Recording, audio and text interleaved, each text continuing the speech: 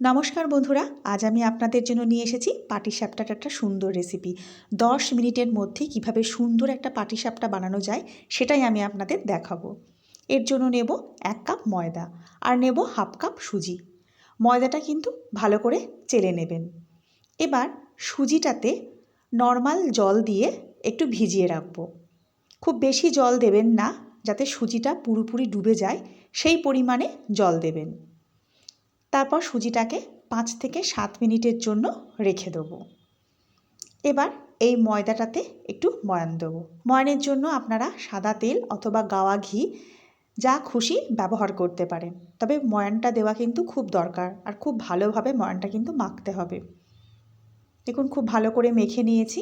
মাখা হয়ে গেলে এবার একটু দুধ দিয়ে দেবো। যদি আপনাদের বাড়িতে দুধ থাকে তাহলে সম্পূর্ণ প্রসেসটা দুধ দিয়েই করতে পারেন, নচেত দুধ না থাকলে প্লেন জল দিয়েই করবেন, কোনো অসুবিধা হবে না। খেতেও কিন্তু খুব খারাপ হয় না। আমিও মাঝে মধ্যে কিন্তু জল দিয়েই শুধু ব্যাটার করে থাকি। ভালো করে মিশিয়ে নেব। এটাকেও এবার 5-7 মিনিটের জন্য রেখে দেবো। এবারে বাজার থেকে কিনে আনা একটু সন্দেশ হাত দিয়ে ভালো করে মেখে নেব। সন্দেশ অনেক সময় নরম থাকে, সেক্ষেত্রে কড়াইতে একটু নেড়ে নেবেন, তাহলে সন্দেশের পাকটা একটু টাইট হয়ে যাবে। এবার আমি পাটিসাপটার জন্য লম্বা লেচি করে নেব, যাতে আমার পাটিসাপটায় দিতে সুবিধা হয়। যে সুজিটা ভিজিয়ে রেখেছিলাম সেটা এবার হাত দিয়ে একটু মেখে নেব। খুব বেশি করে মাখার দরকার নেই, 2-1 বার একটু হাত দিয়ে ভালো করে মেখে নিলেই হবে। এবার এই সুজিটাকে আমি ময়দার গোলার মধ্যে ঢেলে দেবো। আপনারা কিন্তু অবশ্যই এই প্রসেসে একদিন হলেও পাটিসাপটা বানিয়ে দেখবেন, খুব তাড়াতাড়ি হয় এবং খেতেও কিন্তু খুব সুন্দর হয়।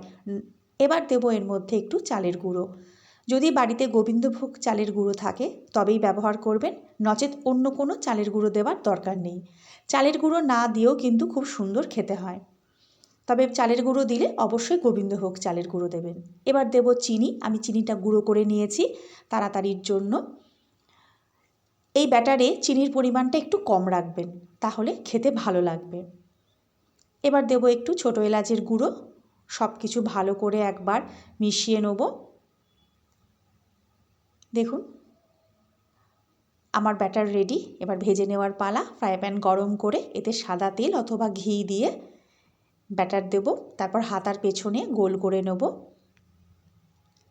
সন্দেশ দিয়ে রোল করে মুড়িয়ে নেব। তারপর দুদিকটা একটু চাপ দিয়ে আটকে নেব। ভালো করে ভেজে নেব। আপনারা চাইলে এর থেকেও লাল করেও ভেজে নিতে পারেন, কোনো অসুবিধা হবে না। খুব তাড়াতাড়ি এই পাটিসাপটাটা তৈরি হয়ে যায়, আপনারা অবশ্যই বানাবেন। দেখুন খুব সুন্দরভাবে তো উঠে যাচ্ছে। এবার শুধু খাওয়ার অপেক্ষা। নমস্কার, ফিরে আসবো অন্য কোনো রেসিপি নিয়ে।